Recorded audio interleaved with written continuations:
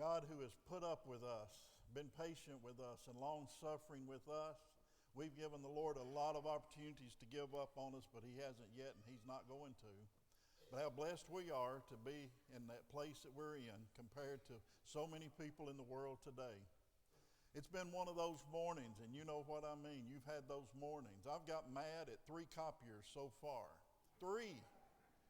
But you know what I do? I just step back, I look at that copier, and I say, you just act like that. One day the Lord's going to come back and burn you up. That helps me deal with life, to remember that. But as frustrating as it has been a few times already, I stopped and thought there's some people in Mayfield and Bowling Green that would be glad to swap places. These times help us to realize how thankful we ought to be and how ungrateful we've been so often and how much we take for granted. And I know those folks are on our hearts and our prayers. Don't you love brother and sister in-law? It's so great every year, so encouraging to hear their heart for the Lord and for people. And we just so appreciate being a part of that work and pray that it continues to succeed. 5th grade and under, you did great last week. I would go there again. One of the things I forgot this morning was going to show you what they turned in after the sermon last week. They'd put some of us to shame in how well they listened. But if you will today take some notes on that sheet, or if you didn't get one, just take some notes. If you'll show me that, then we've got a treasure chest for you to get some stuff out of this morning. Now, parents, I'm going to warn you, if I catch you sleeping during the sermon, I'm going to start putting noisemakers in the treasure chest. Okay? We got a deal? But they did great. They listened wonderful. I'm so glad to get that. Encouraged me today. We're going to try to do that every week. The disaster relief, I know, has been last minute notice, but appreciate so much your cooperation and what you're doing and what you're going to do in those efforts. We're putting together this truckload this morning that we'll go after lunch and take to Mayfield. We will be doing this probably at other times. You can donate monetarily, and as we get updates on the specific needs, we will get that out to you. Greg and Debbie Glover are from that area. They're there now. Brian is from the next county over. They all know folks that have been affected by this. I texted with Brian last night, Greg last night, and he said they're estimating 1/3 of the people in Mayfield are homeless.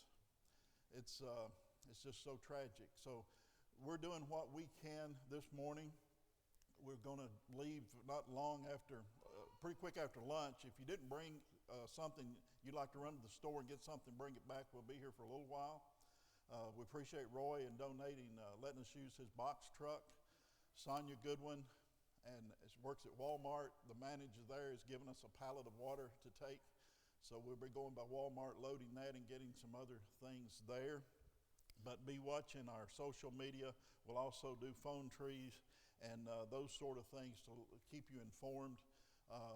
But right now, water, baby supplies, batteries, flashlights, that's kind of what our focus is right now. And those needs will be changing probably from day to day. But if you have any questions, talk to one of the shepherds, Brian or myself. But if you'd like to participate, help this morning, then there's some time after church where we can get some more things together if you'd like to do that.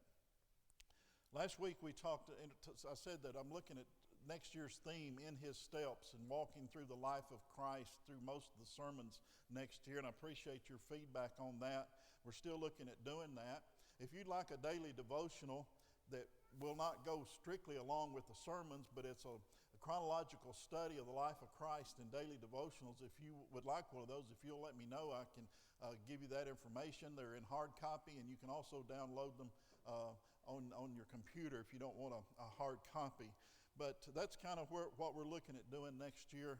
And before we get into that study, we need to prepare ourselves to walk in His steps. And one of the questions we need to ask ourselves, and this is part 2 as we looked at part 1 last week, and if you'd like the notes on that, let me know. But before we begin this journey with Jesus, we need to ask the question, am I all in? Am I ready to make this journey? Jesus does not accept divided loyalty. We're either with him or against him. And we need to take the time now, in the next few weeks, before we start that journey and ask ourselves, am I all in? Am I as loyal to him as he asked me to be? What improvements do I need to make in my life? Some will be looking at New Year's resolutions soon and thinking about next year. Am I all in? All in, as we looked at last week, means to focus all our energies and attention on a specific goal. Coaches ask their players, are you all in for this game? Employers say, we need some employees that's all in on the mission of this company. And our text is from Matthew 22, where Jesus was asked by a Pharisee, what's the greatest command? 600 plus laws. And they debated all the time about which is the greatest. This was one of their favorite things to do. Which is first? Well, I think it's this one, and I think it's that one. And here again, they're trapping Jesus. The Pharisees, Sadducees took turns trying to trap him. It's the Pharisees' turn. And they're trying to get him to pick one. They're thinking probably one of the 10 Commandments, and whichever one he picks, they're going to criticize him and find a reason why it should be another one. But he surprised them, as he did every time. He didn't give them one. He gave them the foundation of all of the commandments. He gave them that which undergirds every commandment he's ever given. He quoted the principle that's the foundation for all of the commandments. He quoted from Deuteronomy 6, 4, and 5, which he said, you shall love the Lord your God with all your heart, soul, all your mind. This is the first and great commandment.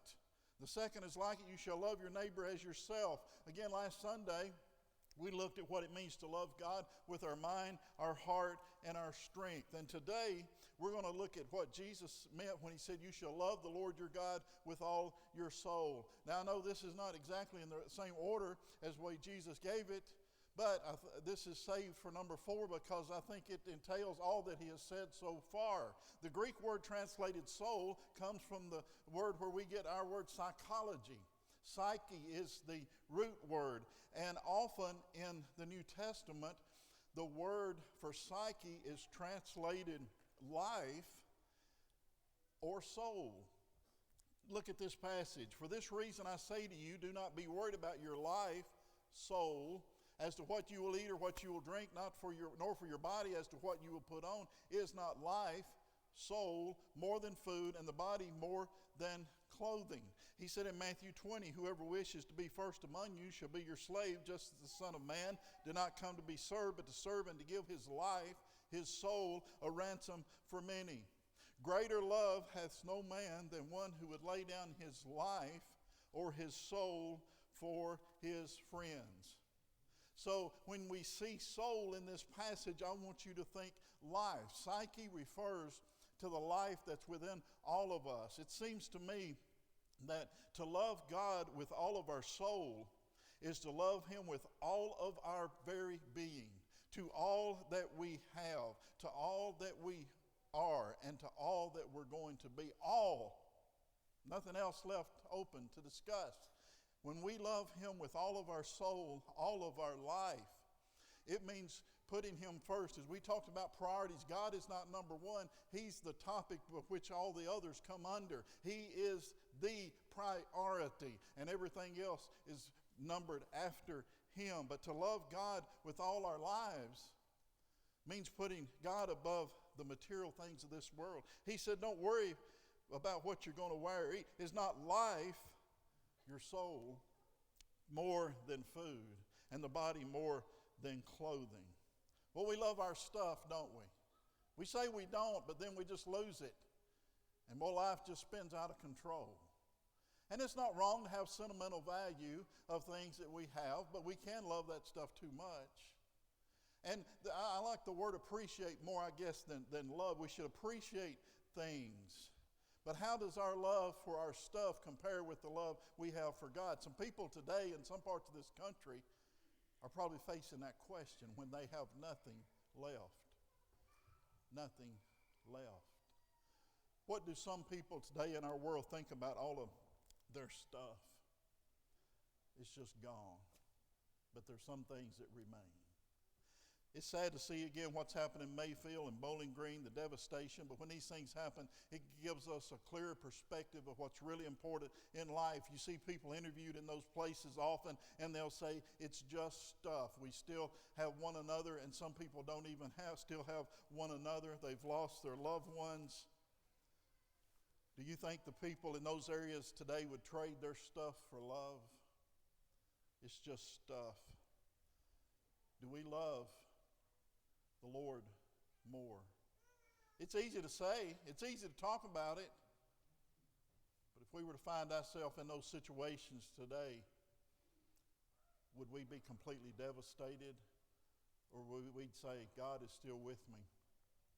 That stuff's going to pass away. He is eternal. As we've said, if it doesn't matter eternally, does it really matter? All in, as it pertains to loving God, implies a willingness to sacrifice everything that we own, even our own life, to serve Him. Are we willing to do that? To love God with all our souls is to give ourselves completely. And we struggle with that. A lot of us, I'm afraid, are holding on to a part of our life, and we want to be in control of that, and I'll give you everything else. My time or my money or my talents. That's not all in. We sometimes sing, all to Jesus I surrender, all to Him I freely give. I'll love and trust Him in His presence daily live. I surrender all. How many times have we lied when we sing that? T.B. Larimore, a great pioneer preacher, said it this way: mind, muscle, and money, time, tongue, and talent, head, hand, and heart, body, soul, and spirit, all needs to be, and I will add, should be, and is commanded to be devoted to our Lord. So the first commandment, you shall love the Lord your God with all your heart, your soul, and your mind, the first and great commandment. But to be all in, Jesus included something else. He said the second is like it.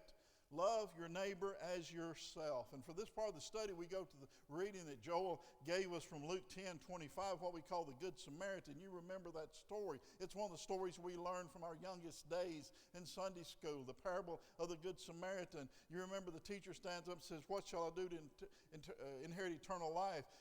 Jesus says, what's written in the law? He quotes, the man quotes the great commandment. And Jesus said, you've answered right, do this and you'll live. But wanting to justify himself.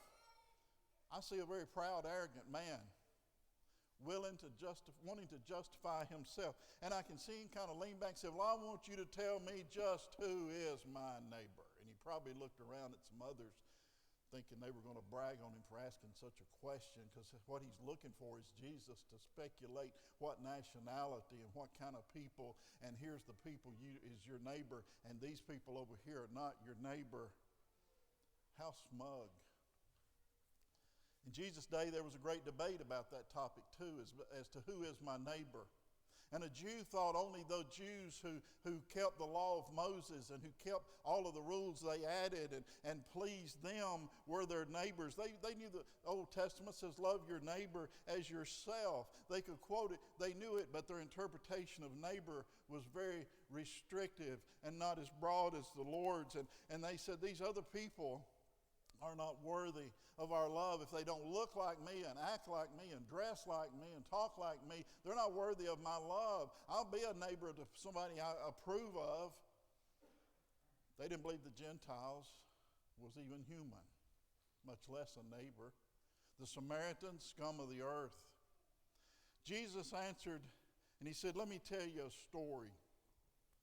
Man had been beaten and robbed and left in a ditch. And not just any two people come by, a priest and a Levite. We talked about this just a little bit when we were talking about the Farris series. They passed by. They passed by without helping. I made the comment back then, we talked about them tithing their minute garden seeds. I said they're probably in a hurry to get home and count their seeds. They didn't have time to help somebody. Nobody calls the Samaritan good except us. We've added that to give it a title. That's not in the story, but there's a reason why we call him good. It's because he was all in. He was all in on this second commandment. He was all in because he didn't turn his back on someone in distress. We don't like looking at unpleasant things, do we? Have you ever gotten a traffic jam because people are rubbernecking on that for an accident? We want to look, but then we don't want to look when we see what we wanted to see. We don't like looking at that kind of stuff. We turn our eyes from it. We block it out mentally. We avoid pain. We just don't like to be uncomfortable. We want situations that make us feel good, that are pleasant and good. Besides, we've already got enough stress besides getting involved in somebody else's life and adding that stress to my life. A certain Samaritan, as he journeyed, came where he was, and when he saw him, he had compassion. Have you heard that word before? He had compassion. The Good Samaritan put the needs of the suffering ahead of his own comfort. I don't think he ran over there because he enjoyed seeing blood and somebody beat up. It was uncomfortable for him. But he saw the need of this God-created man to be greater than his being uncomfortable. I'm sure it wasn't pleasant to see this man. But what was more important to the Samaritan was that this man get the help he needed. That was his priority at the time. Not his comfort or whether he was uncomfortable. Secondly, the Good Samaritan was all in because he turned his face on the man rather than his back. The priest of all people saw him. The Levite of all people saw him. And they turned their backs on him.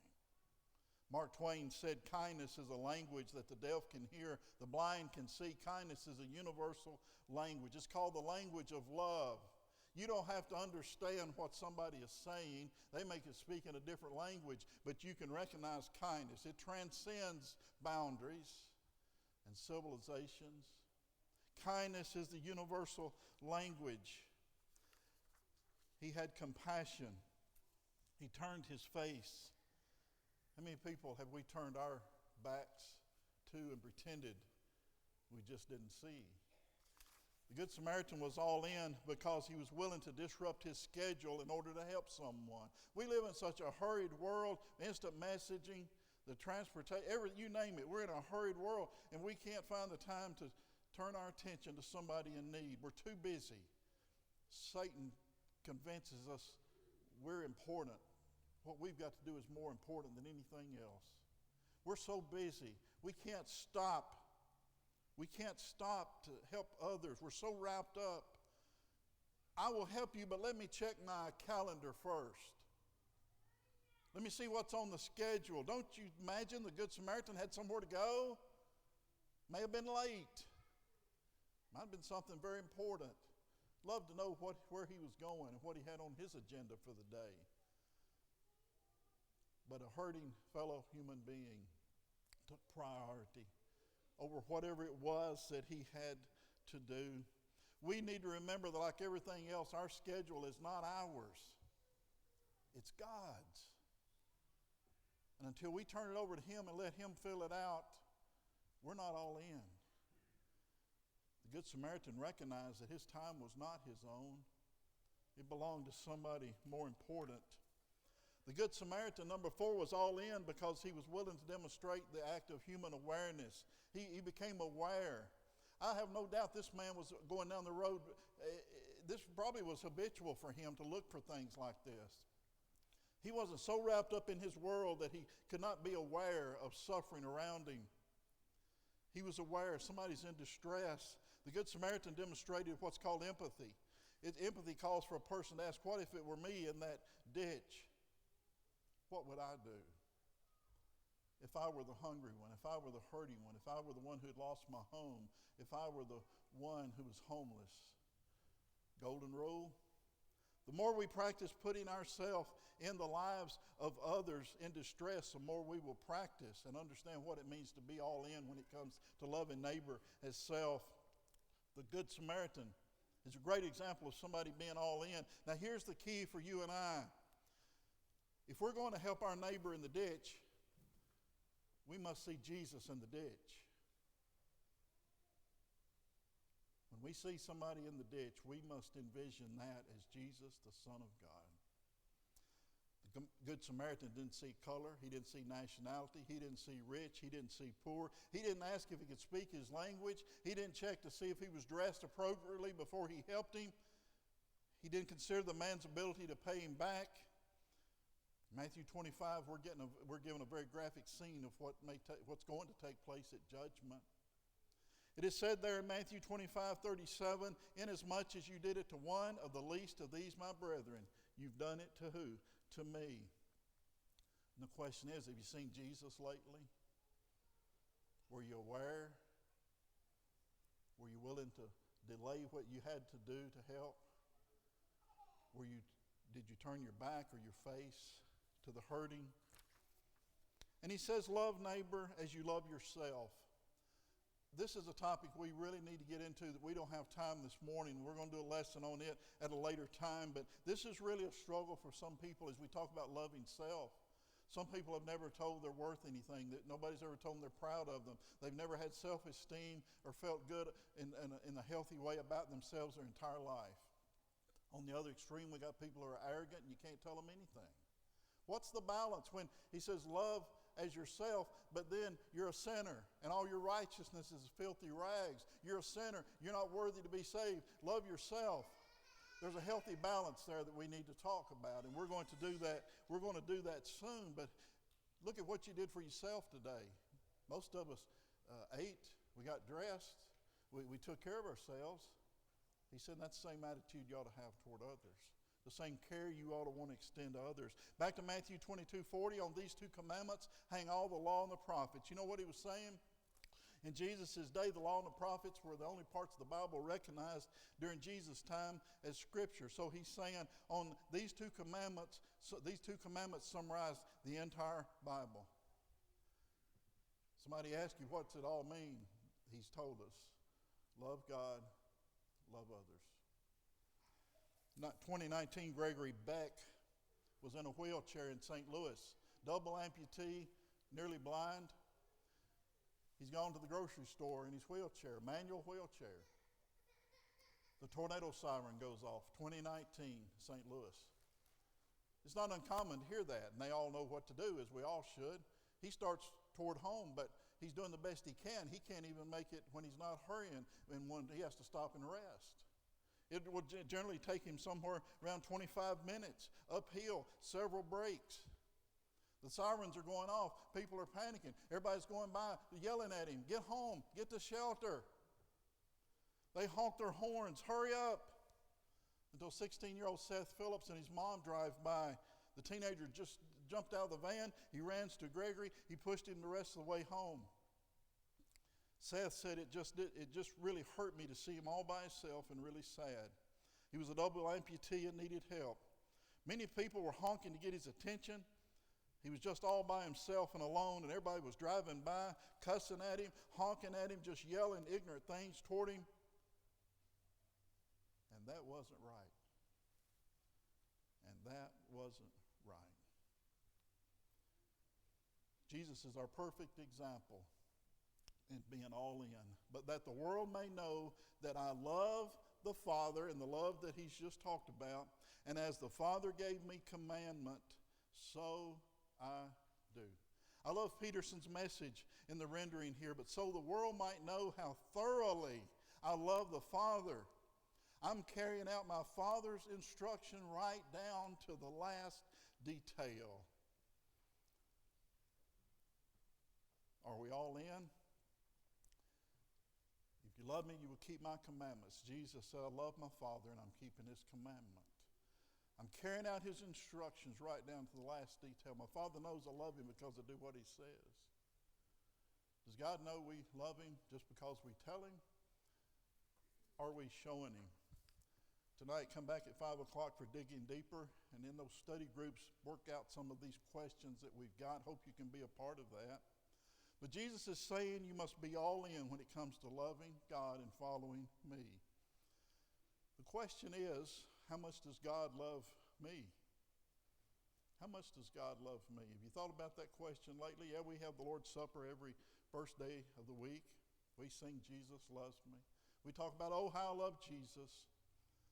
When I survey the wondrous cross, says, love so amazing, so divine, that it demands my soul, it demands my life, it demands my all. God is all in on you. The question is, are we all in for God? The good news is today, He's willing to take us back again and again. Today, your walk may not have been with the Lord. You haven't been all in. You've been lukewarm like the church was there in Revelation. Been playing church, going through the motions. You've been trying to give Him just enough allegiance you think will get you to heaven, and you've been running around the world the rest of the time. The blood is still powerful. He still loves you. The good news is today we can be forgiven, and today we can start this journey with the Lord in His steps. And if we'll follow those steps faithfully, He'll lead us home one day. We can help you come as we stand, sing together.